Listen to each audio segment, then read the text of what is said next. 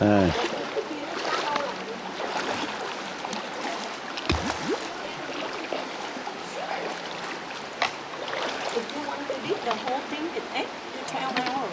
Đúng rồi. Trời, cái stick nữa phải heo anh em. Không có stick là chết á.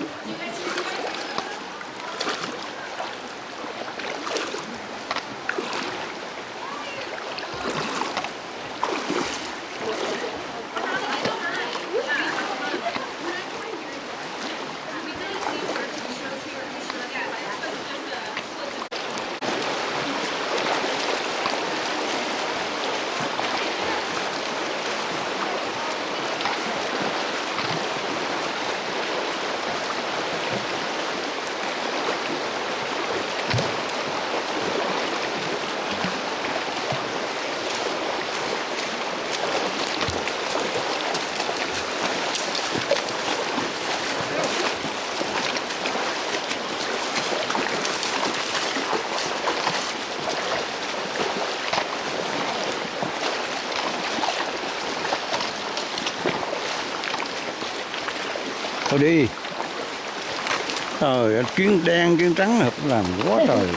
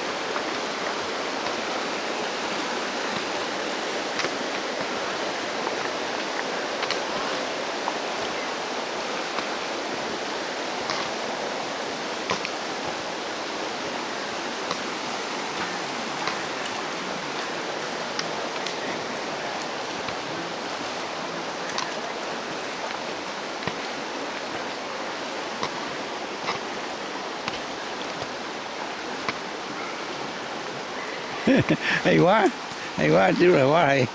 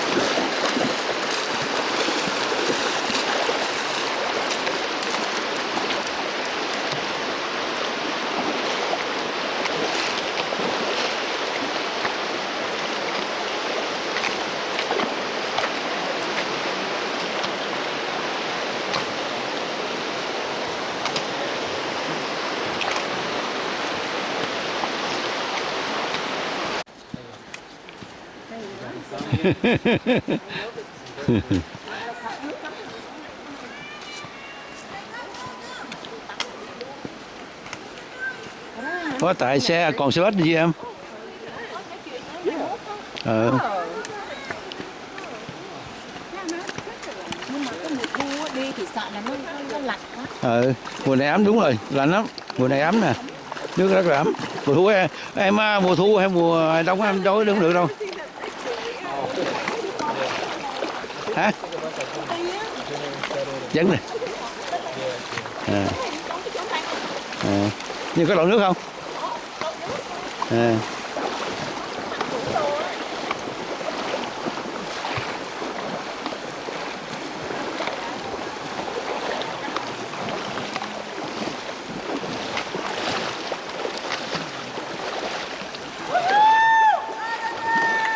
Oh, you make it. You make it.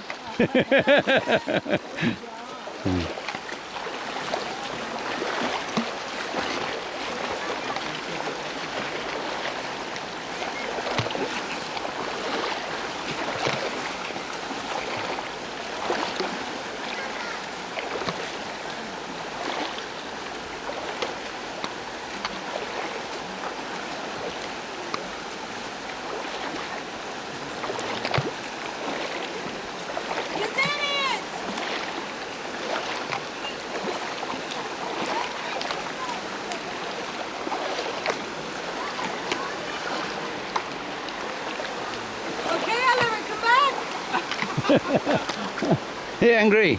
He get mad. He get mad. Come back! You did it! Woo!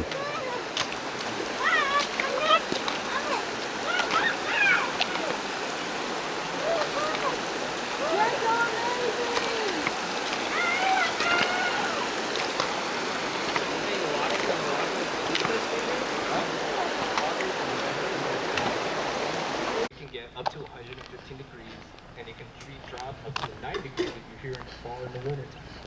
Now, that means that these plants that we see around here have an ancestral meaning. They had an ancestral purpose because people that lived here for thousands and thousands of years really knew how to utilize the resources around them. And I think that's really important because when I reflect on my ancestors, and I hope at some point people in the stage do kind of give honor to their ancestors too, you may be wondering, wherever our ancestors came from, they were very resourceful with the land. They knew how to drink the water, they knew how to make medicine, they knew how to make teas, they just knew how to live in an environment right now where it could be challenging without the luxuries that we have. You know, the luxury of our iPhone, the luxury of heating systems, the luxury of a house that has air conditioning when it's really hot. So, yeah, and plant usages was the main thing, and that's where ethnobotany comes in. So why so many species? Considering the climate that you're dealing with right now, right, was really nice. Luckily it's not 108. Maybe wondering, why do we have over 1,000 species here at Zion National Park, even though it can be very arid, it can be very dry? And the reason is because Zion National Park is actually situated in 3 biomes, 3 different ecosystems, 3 climates that are constantly changing over the years.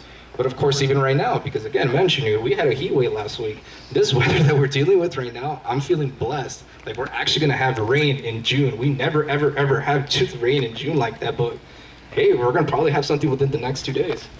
And the reason for that is because Zion National Park, again, being here by St. George, a little bit farther right here, we're actually situated in 3 different biomes, and that is the Colorado Plateau, the Great Basin, and the Mojave Desert, respectively. So because we have layers and layers of these ecosystems, that's what gives life, and that's what gives refuge to a lot of plants and trees, and a lot of cool, amazing species of just about everything here at the park.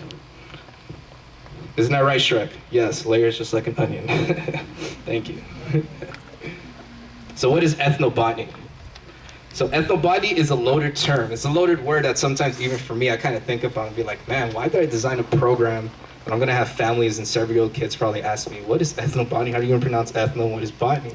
So in simpler terms, ethnobotany is the symbiotic, it is the spiritual, it is the radical, it is the knowledge that our ancestors and Native American people here at Zion National Park had of the plants around them to survive. And it's just not only here at Zion National Park, but ethnobotany encompasses native people and just our ancestors all the way around the world. So wherever our ancestry is, I guarantee you, our people knew how to survive out of the land. If it's utilizing a shrub, if it's utilizing a tree for food, for medicine, for shelter, that is ethnobotany, right? And in an area where there's not a lot of water, you have to figure out how to get water. You have to figure out how to make food. So how do you do that when there's no plants around? I'm sorry, how do you do that when there's no animals around? You do it with plants, and you do it with the living plant world you have all around you. And this photo right here is actually taken from our archives, provided by the archaeology. These are actually southern Paiutes, maybe sometime circa 1860, 1870s. And this is them harvesting seeds or potentially pine cones from some native tree. Of course, it's unidentified because it's black and white, but this is an example of how they harvest their food in the same way our ancestors did before we had technology and the luxuries that we do to have food in our fridge. This was our food in the fridge back in the day. Ethnobotany again, this right here is called a mano and a metate. So that's kind of like how you grind your beans, you grind your corns, your squash. So if you go harvest at a plant, you probably most likely ancestral Puebloan people here use this as your kitchen. This right here is herbal teas. Who likes to drink yogi tea? Who likes to drink green tea? All those teas were made from plants. That is ethnobotany, because if they were not brewed, you would not know the benefits that you have for drinking tea, coffee, and all the luxuries that we have. There is knowledge behind all that. You can make ointments, you can make wax, you can make scents. Anything that we call natural comes from plants. This right here is actually taken, I got this image because I thought it was a really good representation. This right here is a native elder, potentially from Oaxaca in Mexico. And you can see the Zapotec rugs in the background, and that's how people made dye. They made dye out of natural plants. So it's not only what you feed your stomach, but it's how you can use to even decorate your clothing, your traditional use of dolls or anything for religious value, and of course, aesthetic value. So yeah, you can use and make dyes, you can make colors out of plants. And last but not least, this is a medicine wheel from Native American people. Each direction is designated a certain tree. It's designated a certain plant for blessings. So for the north, it's going to be cedar. For the east, it's tobacco. For the south, it's an offering of sweetgrass. And last but not least, we have the west, which is sage. Trees category. All right, the first tree I want to cover right now is called the ponderosa pine, and that's part of the pine family. It is one of the largest trees you see at the park. And you can find these in the high canyons and plateaus. So who has the opportunity so far to do Angel's Landing? All right, did you notice that the trees up there are pretty big in elevation? You most likely saw some ponderosa pine trees up there. So anywhere between like 5,000 to 6,000 feet in elevation, whether it's high mountain or high desert. I used to live in Colorado, and I used to live in the ponderosa pine forest. It was beautiful. And ponderosa pines are really, really powerful trees. A lot of people here gathered knowledge on how to survive from them, including pioneers learned that ponderosa pines had to use. And ponderosa pines look like this. They have these really nice, sweet pine cones right here with thread and needle shrub. You also have the bark, looks really intricate, and this is the pitch between the bark. The ponderosa pines are really interesting because like during a rainy day or like during like a, maybe if it's like raining or there's snow, ponderosa pine has a really, really beautiful smell. Some people describe it to be like very like kind of vanilla-y. I get vanilla and caramel. That's a really nice scent. So if you ever have an opportunity to see a ponderosa pine, just kind of smell the pitch a little bit, and I guarantee you it's going to have a really nice scent. Really, really beautiful. And now Native American usages. So some of these photos right here were actually taken with the tribe that I used to work with when I was in Pagosa Springs, Colorado. This is Jemez Pueblo, and this is my elder right here. His name is Brophy Toledo. And they actually use and harvest natural ponderosa pines to make roofing. And in addition, they also used it to make ladders for their ceremonial houses. So these wooden logs that you see here are actually harvested from ponderosa pines, and they've been using that for thousands and thousands of years. And this right here is actually a structure, sod house. So this is made out of like clay and earth, all earth. So clay, sediment, and they used to build these right by the cliffs. Has anyone heard of Mesa Verde or Chaco Canyon? Has anyone had the opportunity to be out there? The structures are pretty gnarly. So those structures that you see are actually ancestrally like this. And this is like built by archaeologists, they're actually built by native people. And the roofing right here, ponderosa pine. This is a ranger right here that I used to work with, and this is on my trip to Mesa Verde to do some training. And this is ponderosa pine right here too as a ladder. And this is Ponderosa pine too. Inside their ceremonial places called a kiva, or like a sweat lodge, and that's where they do their dances, they do their singing. And again, they needed to harvest Ponderosa pines because they realized this is one of the strongest trees you can use for roofing, for support, and of course just for laddering. So yeah, Ponderosa pine has a really significant use for Pueblo Nation and other tribes that have also used it for similar purposes. This right here is actually something that we call CMTs, culturally modified trees. And archaeologists kind of give this term to southern Paiute and Ute nations. So if you're ever in the Ponderosa pine forest and you see this kind of dent, that is actually a sign of a settlement between the 1700s up until the 1900s. So they are sensitive archaeology choices, archaeology sites for southern Paiute and Ute nations. And history has it that they harvested their bark to make multiple uses. So they could have used it for medicine, they couldn't use it for cradle boards, they couldn't use it for making, potentially roofing for their house, bows and arrows. This is an example of Ponderosa pine flutes that was essentially made by some indigenous tribes associated here to Zion National Park. And edible. You can actually harvest the pine cones and they used to roast the seeds and you can eat the seeds. So they did use it for food too. So I like eating corn nuts, and I like to think like, wow, I wish they made Ponderosa pine corn nuts. And they also make baskets, not just for decoration, but baskets for harvesting. Something similar to what I have right here. That they could have made their baskets, of course. It isn't just limited to Ponderosa pine trees, but all trees in general. But of course, I'm only covering 3 trees for this discussion. Next tree that we have is the Utah juniper, also known as juniper, or is part of the cypress family.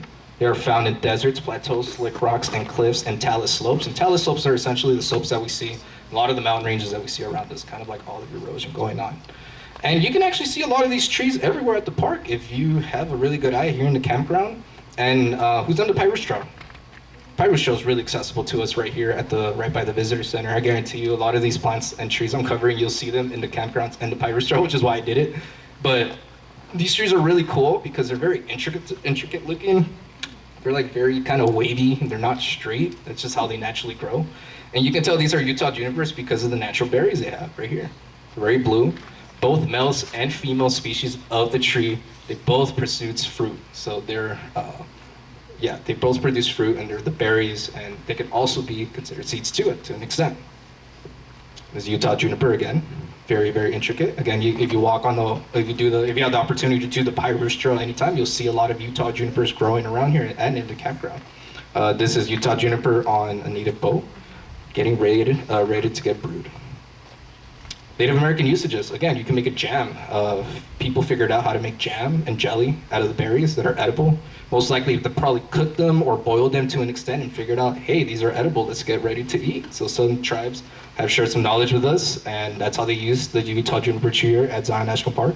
We also have another photo here, taken from the archives around 1860, 1870, potentially around the area of Zion National Park, maybe outside, but these are southern Paiutes, and they also use essentially the branches and the leaves of the trees to make roofing, and this is what they call wiki ups. So kind of like similar to like the tents that we have in your campgrounds. These are their ancestral homes and how they used to live in these arid environments when we have red flags, we have just all sorts of environments. So they kind of just utilize a lot of trees that they had around you, especially in a flat desert or in a plateau. They also used to make teas out of the berries if you boil the leaves and the stems and essentially sometimes even the seeds. And it can help them with fevers and sicknesses and illnesses. So again, ethnobotany, multi-purpose use of what you use from plants and trees. All sacred knowledge that they used to, of course, survive Zion National Park prior to the pioneers arriving. And last but not least, here you go, Fremont Cottonwood. I hope you guys all know what a Fremont Cottonwood is now that you're at Zion. Please tell me yes. Yeah, oh yes, no, it's okay. So this photo right here is taken, sad story because I hate to say this, but this is when the Virgin River was a river. I think it's kind of like a creek right now, running at about 25 CFS, cubic feet per second. But this is when the river is running on average like 80 to 90. This is what the Virgin River should be looking like. But if you come here to Zion in the fall time, you'll actually see the cottonwood trees bloom a very, very beautiful color. This orange pigment right here. And orange and yellow pigment, that's how you know it's the fall time. And does anyone know what this tree is right here? Similar, come on, there's a lodge in the background. Yeah, this is the cottonwood tree, but has anyone taken a break over here at the lodge? Yes, there you go. That's actually the cottonwood tree that we have here at the park. And this is the tallest cottonwood tree we have at the park, and probably one of the oldest. It is estimated to be almost 100 years old. This was planted in 1930, so 5 years after the lodge was constructed. The lodge right behind you right here, where you took your shade and you probably bought some nice, beautiful souvenirs for your loved ones.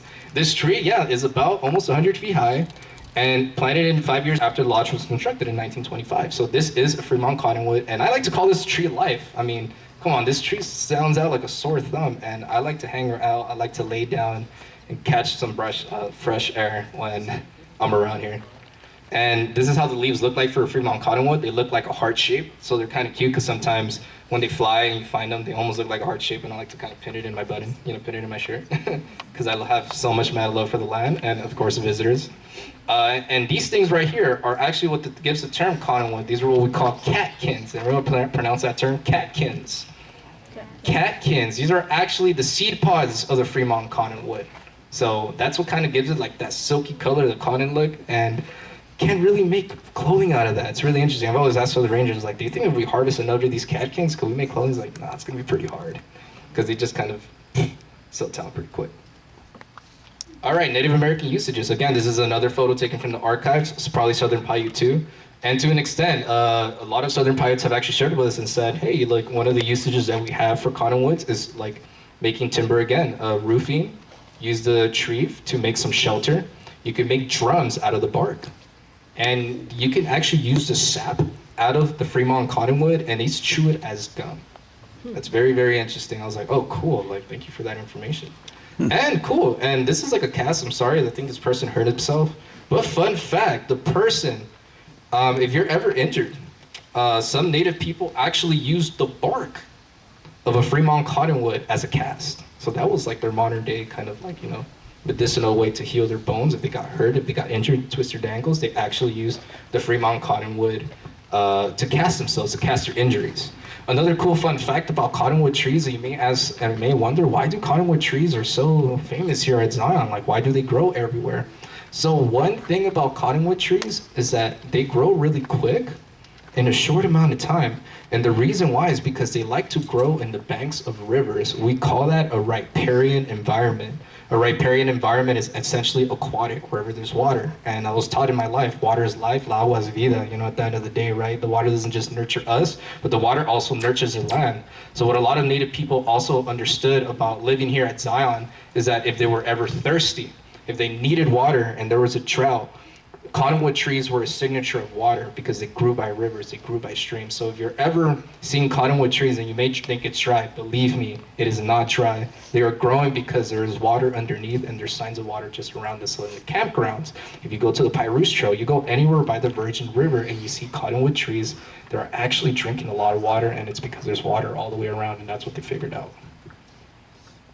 This right here are called Kashina dolls. Kashina dolls are part of Pueblo Nation, and these are some very, very spiritual dolls that they use for ceremony, and they actually use Fremont cottonwood barks to make their dolls. So again, multi-purpose use. They made ceremonial items out of the dolls, and this is a Southern Paiute woman taken around the same time, 1870, maybe 1880s, and they actually they used the bark to make baby cradles. So the way they used to carry their babies, very intricate. They use Fremont cottonwoods for that.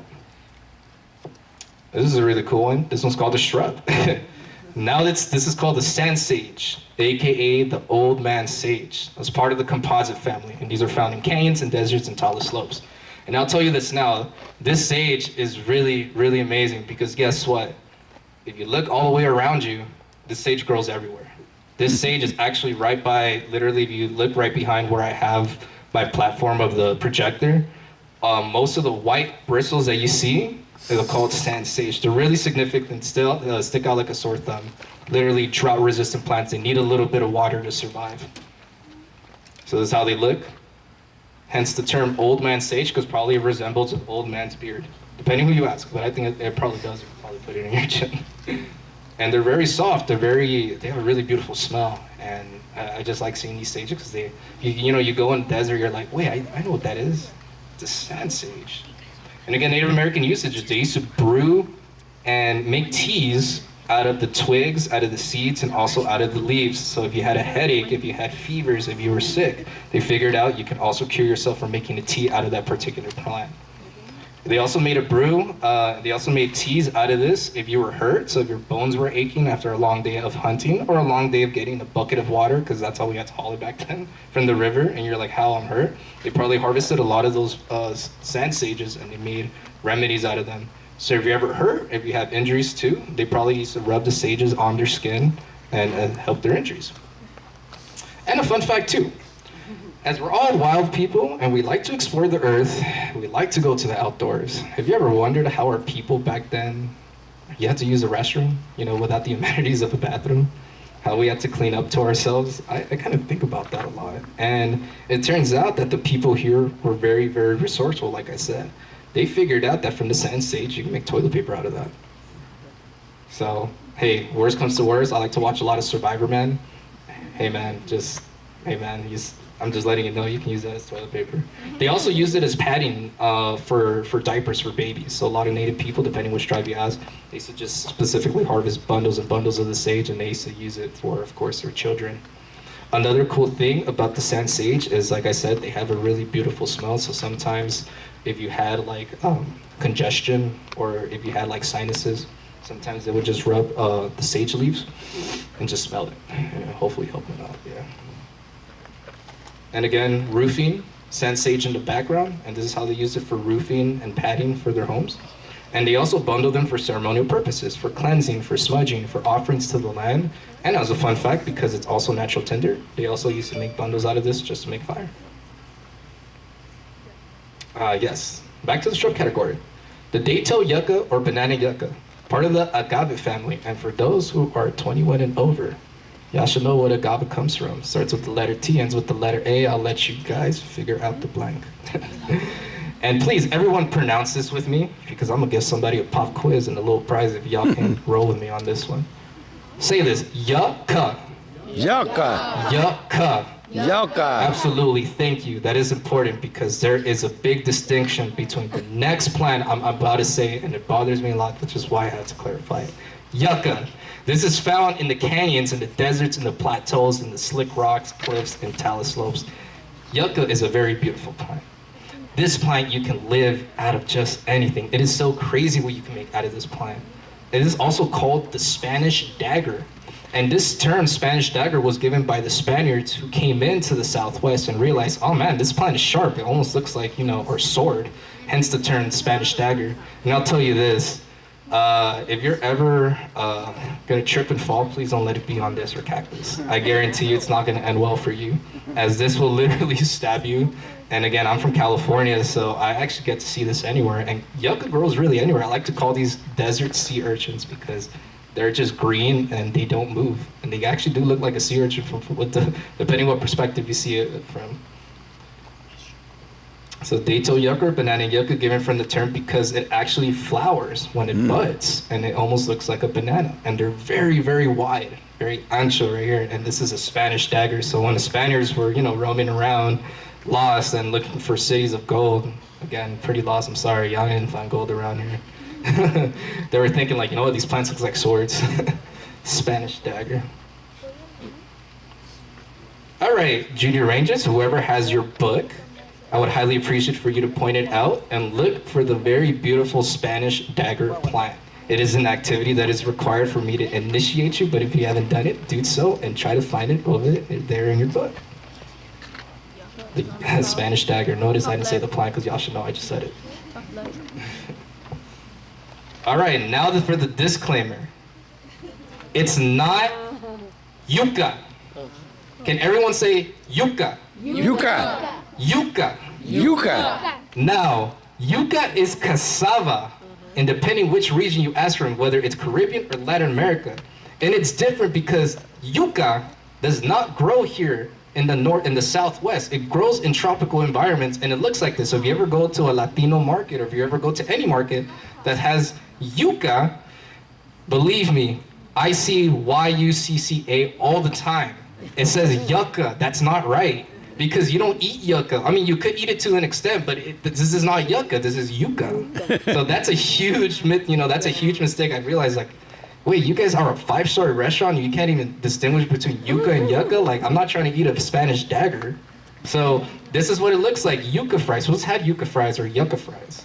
They're really delicious. Yeah, you're actually eating this root right here. Yeah. And in my parents' region of El Salvador, I essentially grew up eating yuca. Yuca frita is like my religion. I make yuca frita, you know? So like when I'm about yuca, I'm like, no, it's not yucca, it's yuca. You know, it's a huge cultural distinction. So if you're ever in the market and you ever get yucca fries, you're not eating yucca, you're actually eating yuca. Yeah, and that's how it looks like. It's a really, really long root, and you could make it, you could put it in soups, you can boil it, yuca frita, and it's a staple diet in a lot of tropical regions in the Caribbean and Latin America. And Native American usages. All right, so yucca, like I said, is the holy plant of the desert. If you know what you're using with yucca, if you know how to use it, believe me, you can make anything out of that. And I'll have a video to prove it to you. This is actually a yucca sandal from the archives that I digged up here at Zion National Park, and we actually have this I want to say this exact artifact in the museum. Unfortunately, the museum is closed right now just because of current situations, but we do have this and this is made out of the plant yucca. You can make fibers, you can make strings, you can make clothing, you can make a dress, because that plant has fiber, and fiber is the key to make clothing. You know, you don't have cotton, they figured out, oh man, if I utilize this plant, I can make a lot of cool things. So sandals, fishnets, just about anything that you can make rope out of.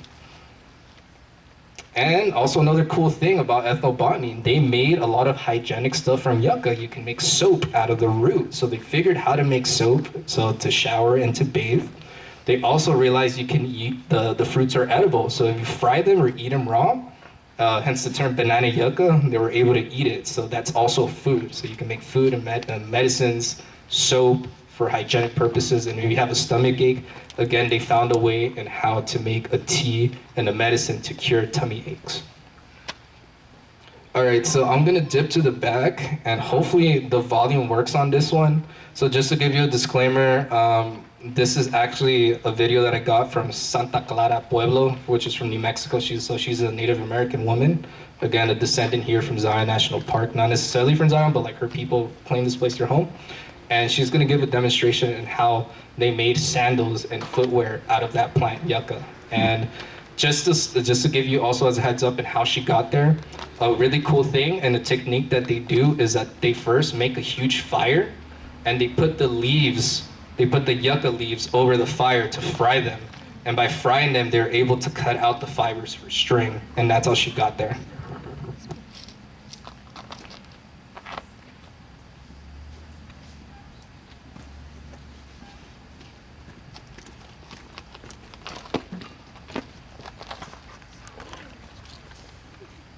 Just take this, hammer down. There's so much fiber in here. And that's what's protecting your foot, is all that fiber.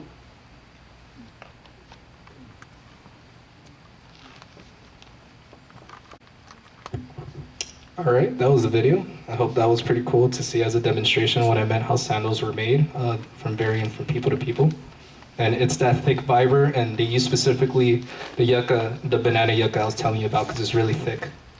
And that's the final product right there. That's how their ancient shoes used to be. Depending which region, in my parents' place in El Salvador, we call those caites. Or if you're from Mexico, you call those huaraches.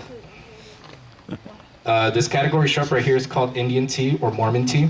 And it's part of the joint fir family, found in canyons, deserts, and tallest slopes. And these are pretty cool too. Really cool history too, and how it got its name, Indian tea and Mormon tea. Of course, it came from the LDS, Latter-day Saints community, but they actually got that idea from Native American people that helped them survive in these really, really arid environments. Kind of look like this, green. I like to call them like really, really thin bamboo sticks. Really thin. They're very fruity, almost like celery. You'll kind of see them growing in a lot of the rivers too. And hence the term Mormon tea or Indian tea. You can just make this into a tea immediately, just fresh harvested. So it's called Indian tea, of course, because Native American people used it for sicknesses, so for colds, chills, fevers, kidney problems, for severe coughs. They realized you can make a tea out of this fresh plant. And the Mormon pioneers, of course, when they came into Utah in the 1800s, they needed help and how to survive in these environments. So of course, they made friends with indigenous peoples here, and they learned that if they harvest this tea, they can kind of help them from sicknesses. And that's what they did, and they called it Mormon tea. And also, as a fun fact about this tea, if you don't drink coffee or energy drinks, if you actually brew this tea, Mormons also realize that, oh snap, it gives you like a little bit of a stimulant. It gives you like a little bit of energy.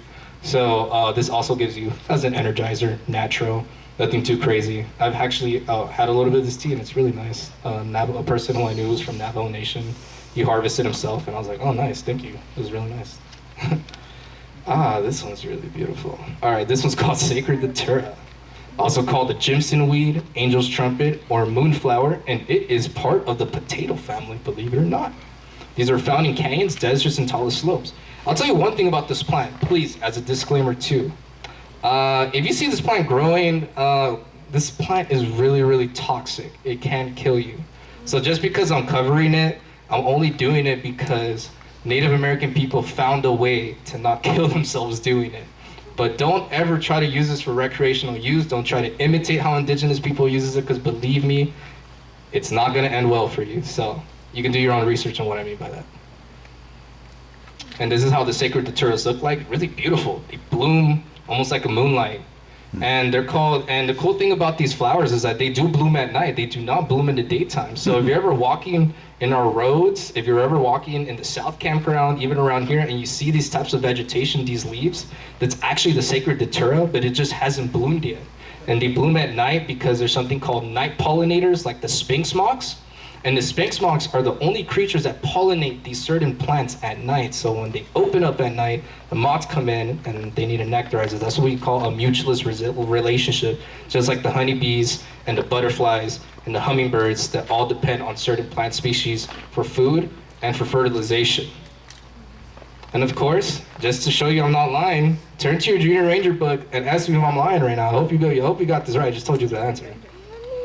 And this is the sacred datura right here, and we have it for a reason. Sphinx moths pollinates a flower at night.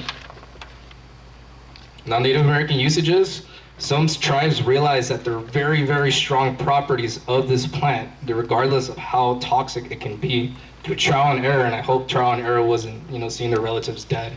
But they also use this for pain relief. They can make a paste by chewing on the bulbs and making a tea, a very, very strong one from the roots itself. And they can also realize that if they were able to make like natural bandages from it, so they had joint pain, bone pain, or some pain in the body, they realized that by making that paste, they can heal some injuries from their feet or just anywhere. And yes, thank you, Patrick, loud chewing sounds, because they can also chew on it. But again, there's a certain way of doing it. Please don't do it, because you will get very sick. It's a very toxic plant. But if you know what you're doing, the Creator will bless you. And just to prove to you, this is a quote that I got from Pipe Springs National Monument. This is a Paiute Elder on Sacred Datura, the plant that you will see around you at the Watchman Tower, where you're walking in South Campground and you just see those beautiful those flowers bloom. When you go hunting, grind up the roots and sprinkle some of the powder into the track of the deer and then pray. The deer who made the tracks will then get tired and sit down, and you will be able to shoot it. That's the knowledge he provided for the people at Pipe Springs National Monument. All right, pop quiz. I need a brave Junior Ranger right now who is interested in getting some cool stickers. Hopefully I have it on me. Yes, I do. Okay. Anyone interested? I have these 4 stickers. All right. I saw your first hand. Don't be shy. No wrong answers. You already got up, so you're still going to participate and get it. Spell yucca. Y-U-C-C-K?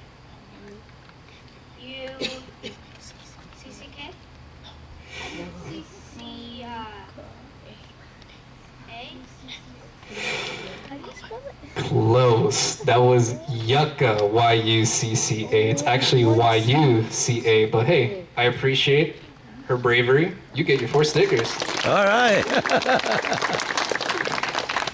Thank you for participating. That was fun. All right, the herb. I'm gonna go for desert marigolds, composite family. These are called desert. They're found in desert and talus slopes. Again, Watchman Tower, where we have natural seep springs. These stick out like a sore thumb when they bloom, which if you're lucky, you'll probably see them right now. Right here, very yellow, different from sunflowers, but almost look like poppies. And again, native usages. If you have your molcajete, if you have your grinder, you realize you can grind the tree, you can grind the flowers and the seeds, and you can make yellow dye out of that. So they were able to make clothing and coloring for all purposes, and they could also use it for food, such as, you know, like I like to say, corn nuts and mush, make bread, tortillas, something like that. This is the seagull lily. Again, you'll see these you'll see them bloom in the canyons and the plateaus and talus slopes. In the deserts, you'll probably see a lot of, wherever there's sand around you, you'll probably be lucky to see these. And fun fact, they're also called the state flower of Utah. They are the state flower of Utah. They were designated in 1911 by the Latter-day Saints community, because there's also a big history behind this flower and its significance to the Latter-day Saints community, respectively. And this is how they look like. Pretty cool. Really nice bulbs, almost 3. Really, really intricate. And native usages, again, during the times of famine, during the times of starvation, native people here at Zion National Park realized that when they harvested seagull lilies, they can actually eat the plants raw. You can eat it as food. And the Latter-day Saints community, when they settled here in Utah during the times of starvation and they couldn't figure out how to get food, they actually witnessed a lot of Native American people harvesting these plants and eating them. So they realized that during the times of hunger and starvation, they would use these plants to eat. And the native people made soup out of it. So it is edible to an extent, depending if you harvest it right. But you could eat it directly, and that's how people survived during the times of starvation and famine. And because that helped out the LDS community a lot, they found a lot of sacredcy, they found a lot of respect to that plant. Some people say, and depending who you ask, it tastes like sweet potato. Thank you, doctor. And also eating food, this is called miner's lettuce, purslane family or Indian lettuce, found in hanging gardens and seeps. So wherever water is life. The hanging gardens that we have here at the Emerald Pools, natural seep springs that we have at the Narrows. Unfortunately, you see a lot of these at Weeping Rock, but right now the trail doesn't exist anymore because in 2019, huge rock fall came in. Really unfortunate, I won't see it in my lifetime.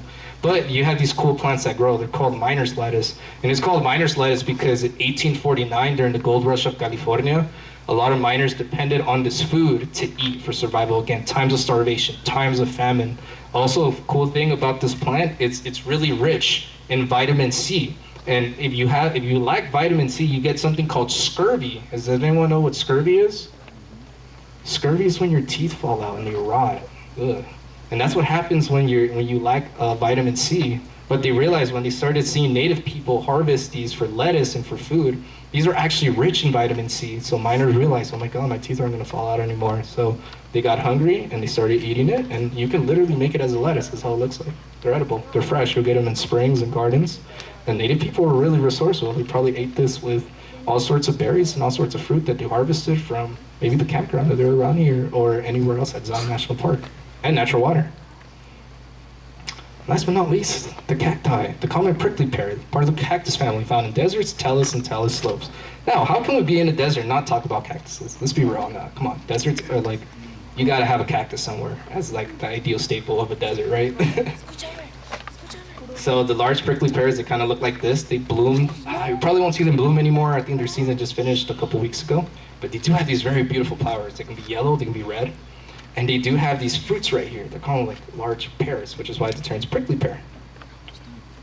And of course, last but not least, if you have your Junior Ranger book ready to go, again, cactuses. Because not only do we have diversity of plants, we have diversity of animals, we have plants. So I need to talk about that. Cactuses. Native American usages. So this is where I like to kind of start getting into this topic, because just like our friend the yucca, Native American usages of cactuses is also multi-purpose use. Man, you can make anything out of cactuses if you legit know what you're doing.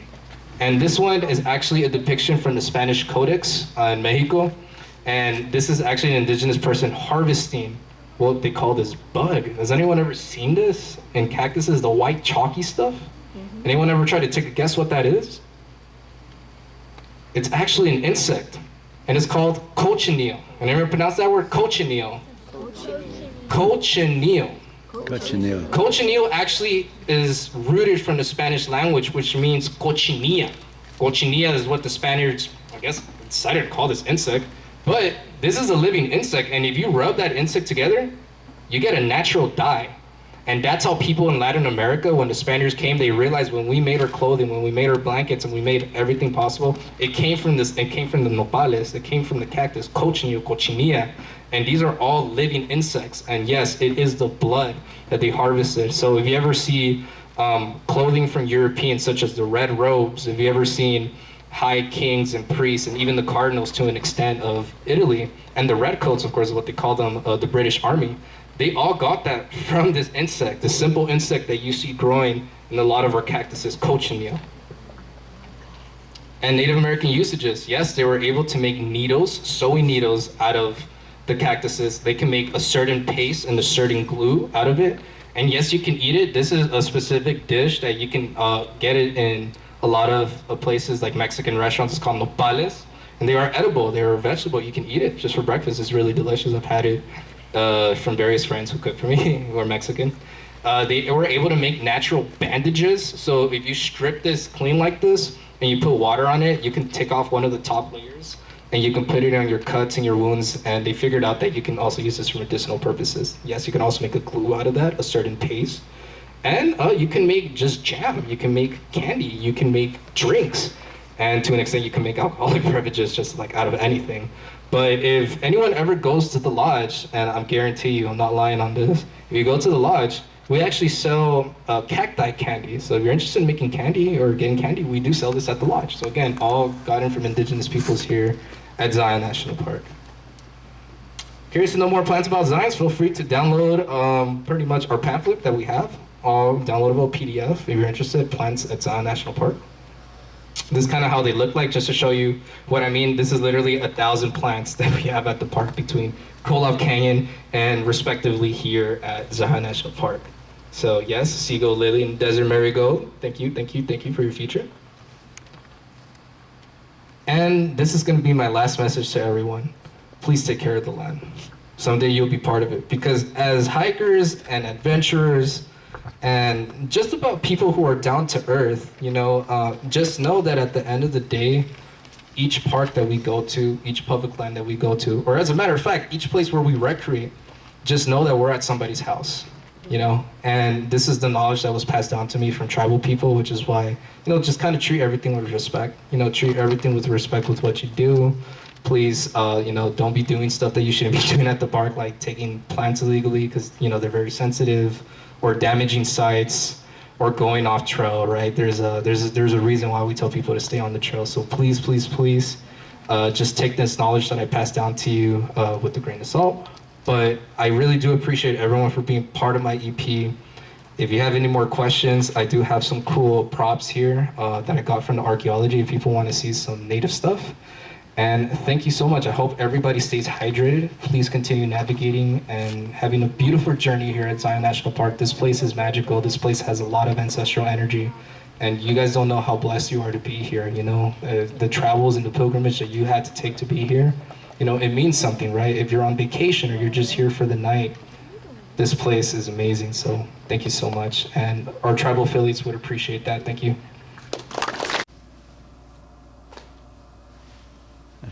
Mấy cái này để coi nó hiểu.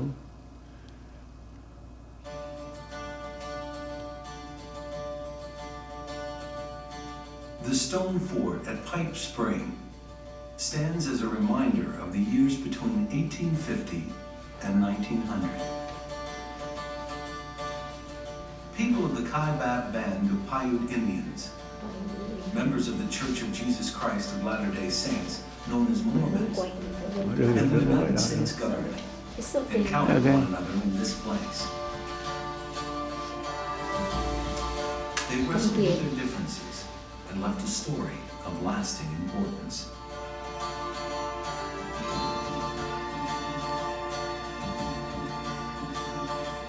My great-great-grandfather, he arrived in this area in 1883. Brigham Young and the Mormons thought, well, we'll take this great basin that nobody else wants. Nobody, that is, but the Native Americans whose ancestors had lived here for countless generations. We believe that we were created here on the Kaibab Plateau, and this is our homeland. Pipe Springs was called near Mukunta. Mukunta is the name of this line of mesas. When Mormons first came to this area, it was claimed by Mexico. Mormons had experienced violent opposition in New York, in Ohio, and again in Missouri, then Illinois. They moved beyond the U.S. border to be free to implement their faith's vision without interference. But soon a treaty between the United States and Mexico pushed the United States border all the way to the Pacific. What would U.S. sovereignty mean to this growing Mormon settlement and to the native people? Kaibab Paiutes lived in the region around Pipe Spring, and their homeland extended all the way to the Grand Canyon. Utes and Navajos passed through the area, sometimes raiding Kaibab Paiutes. During these decades, America embraced manifest destiny, believing in its right to spread constitutional democracy across North America. The rest of the country was involved in thinking, this land belongs to us, from sea to shining sea.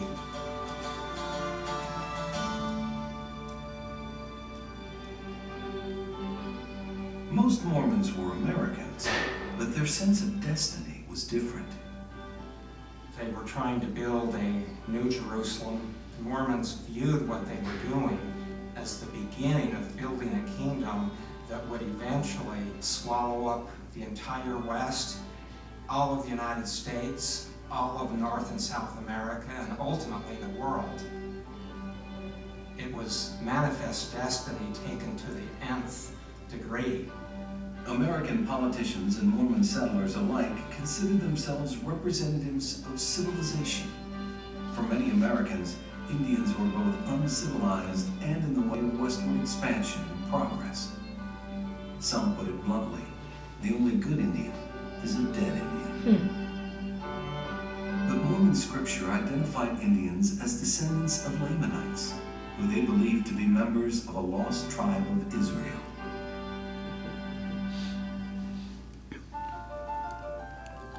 One of the first representatives of the United States government in this region was John Wesley Powell. As an explorer and ethnographer, Powell's attitude toward both Indians and Mormons was one of curiosity. His photographer, John Hillers, and artist Frederick Dellenbaugh made observations that could be sympathetic, but also patronizing or inaccurate.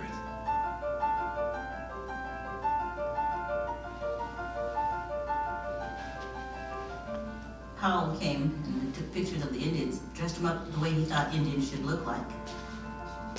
Because if he was going to take true pictures of the Paiutes, he would have been taking pictures of naked people. Maybe just wearing a small breechcloth out of some animal hide, women wearing skirts made out of bark that were just halfway and nothing on top. Could all these groups agree on how to use the land and its resources? On how to organize society and allocate authority?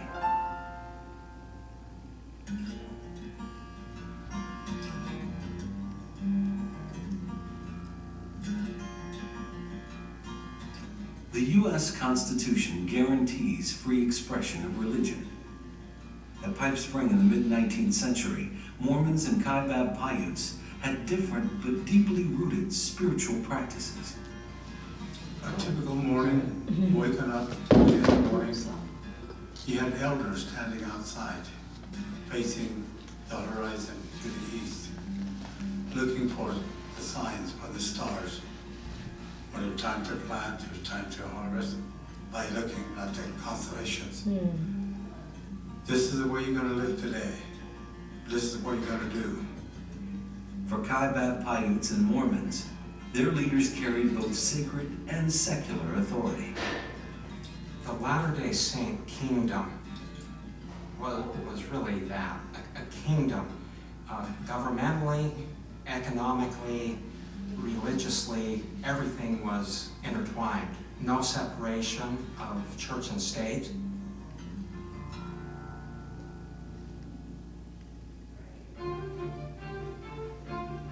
But the U.S. Constitution prohibits establishing a state religion and requires separation of church and state. We thought we could come out here and rule ourselves. And within just 10 years, here was the federal government coming to tell them what they could and couldn't do. The conflict with federal authority was inflamed after 1852, when the Church of Jesus Christ of Latter-day Saints publicly announced that some of its members practiced polygamy. In the same decade, the U.S. was approaching open conflict over the issue of slavery. Northern politicians called slavery barbaric. They said the same of polygamy.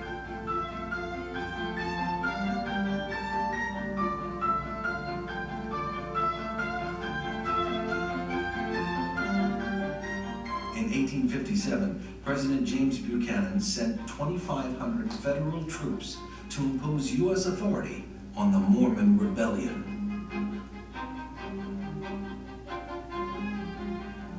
So the whole Utah War, where about 1/3 of the Standing Army of the United States was sent to Utah, attached polygamy to the heart of constitutional issues that were causing our country to come apart at the seams.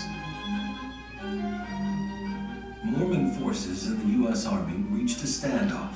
The federal government named a new territorial governor.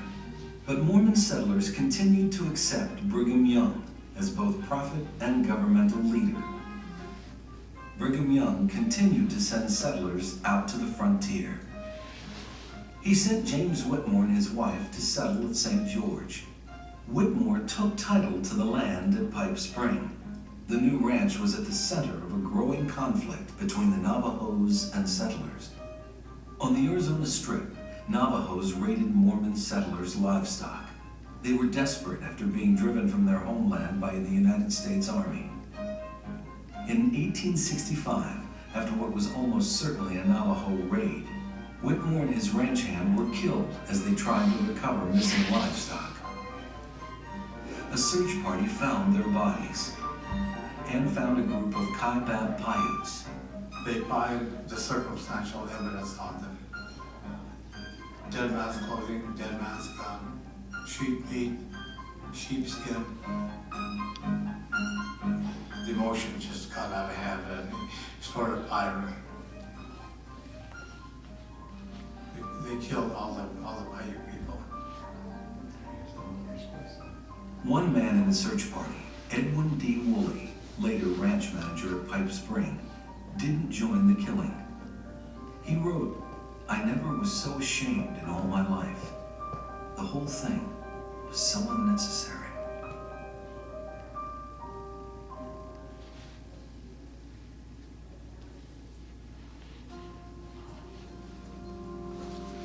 Both the Mormon Church and the federal government encouraged settling, farming, and livestock grazing. And that meant both developing and owning the land and its resources, including water. Kaibab Paiutes thought of the land and water in a different way. Paiutes had like stewardship of the springs.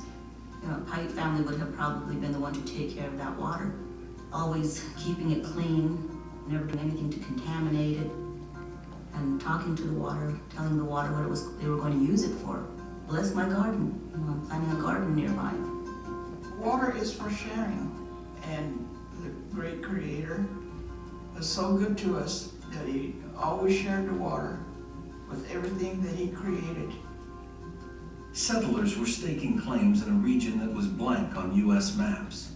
How could the federal government assert its authority to grant title to uncharted lands?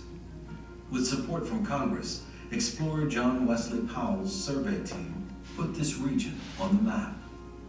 Powell detailed the contours, cliffs, and valleys, symbolically establishing U.S. sovereignty over the entire area. Most of the trails, most of the roads through the Grand Canyon and over those are Indian trails. Those are Paiute trails.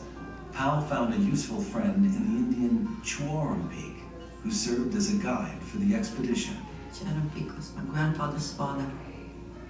Well, my grandfather was the one that rescued Mr. Powell when he was lost out in the desert. Powell said of his guide, in the language of Chuar's people, a wise man is said to be a traveler. In the moonlight of the last evening's sojourn in the camp on the brink of the canyon, I told Chuar that he was a great traveler. Both men seemed to know that knowledge was a form of power.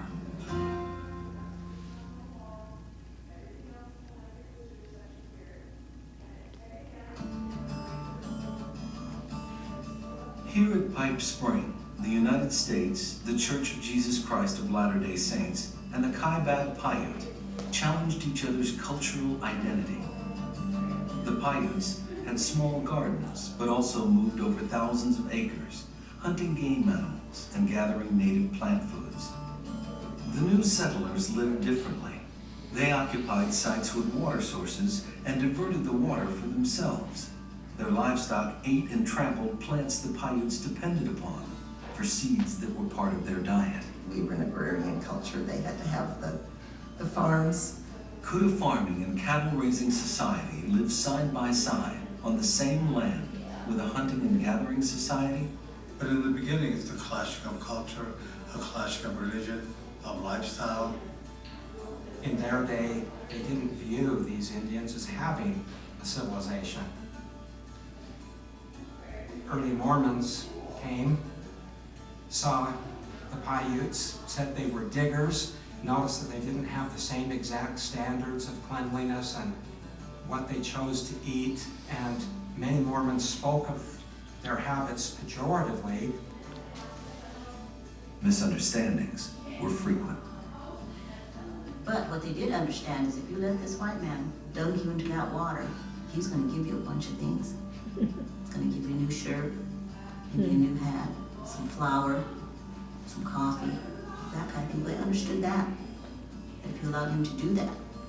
The Mormons' primary missionary to the Indians of southern Utah and northern Arizona was Jacob Hamlin, and he was active in this area.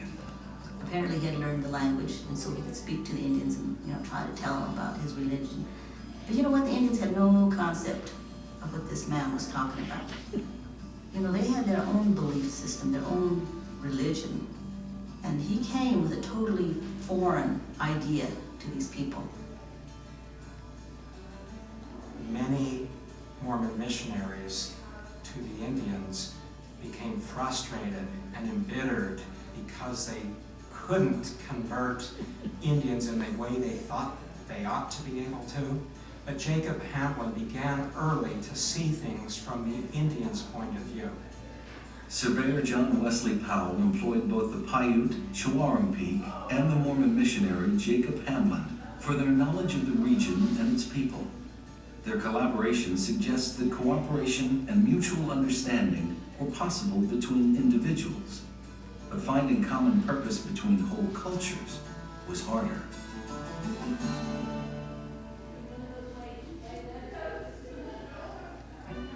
The Mormons worked efficiently and systematically to fulfill their vision. Here at Pipe Spring on the advancing frontier, facing Navajo raids, Brigham Young and Anson Windsor laid out plans for building the stone fort that would be called Windsor Castle. At the time it was built, Brigham Young was looking toward moving massive numbers of Latter-day Saints into Arizona with a view eventually to spreading them into New Mexico and into Mexico. And having forts and way stations and protected water holes in Mormon possession along these important trails were fundamental. I think the creation of the fort, because it was over the water source, it excluded our people from the water source. And of course that was the intention. This is the desert. They were trying to hold the water, have the water for themselves and have the water for their livestock.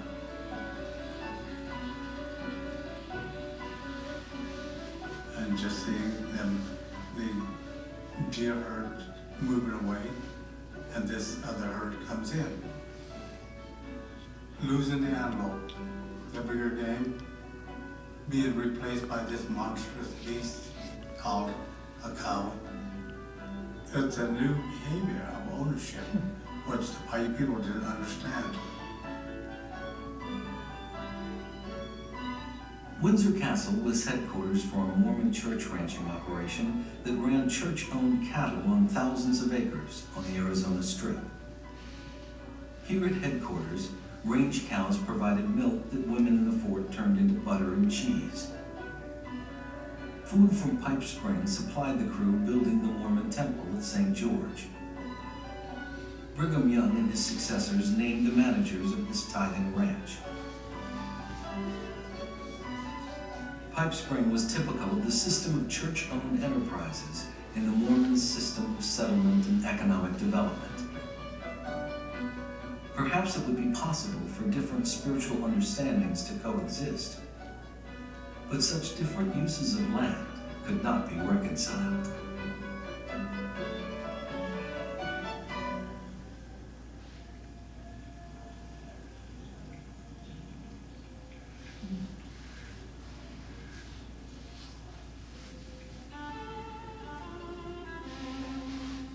In 1880, Jacob Hamlin wrote to his old friend John Wesley Powell, now the chief of the Bureau of Ethnology at the Smithsonian in Washington.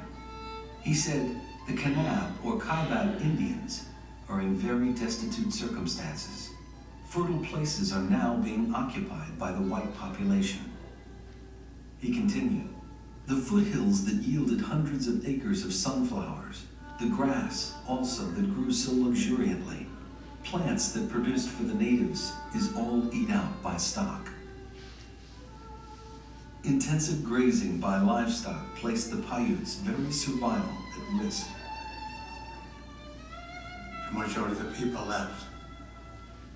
They were one of the biggest decisions, only possible thing they can do, cut ties with that water. For many years, the federal government seemed to take little notice of the Kaibab Paiutes' plight. But its quarrel with the Mormons was ongoing. Congress and Utah's territorial government targeted church control of the economy and, of course, polygamy. Mormon leaders had long thought that a state government elected by Utah citizens would be better than a territorial government controlled from Washington. After years of federal pressure and as a step towards statehood, the Church of Jesus Christ of Latter-day Saints issued an official proclamation that announced an end to polygamy. But for a time, the practice continued. Pipe Spring's isolation made it a useful refuge for plural wives as federal marshals arrested polygamists.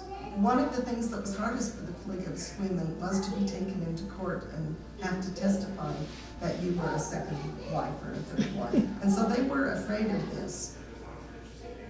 When ranch manager Edwin D. Woolley moved his second wife Flora here, she wrote, "I went to prison to keep my husband out." Another manager, Daniel Siegmiller, brought his third wife Emma here to avoid detection by federal marshals. She can't live in Orderville or in Kanab where Daniel is because she's going to have a baby. So she comes here with other polygamous wives. The women were really quite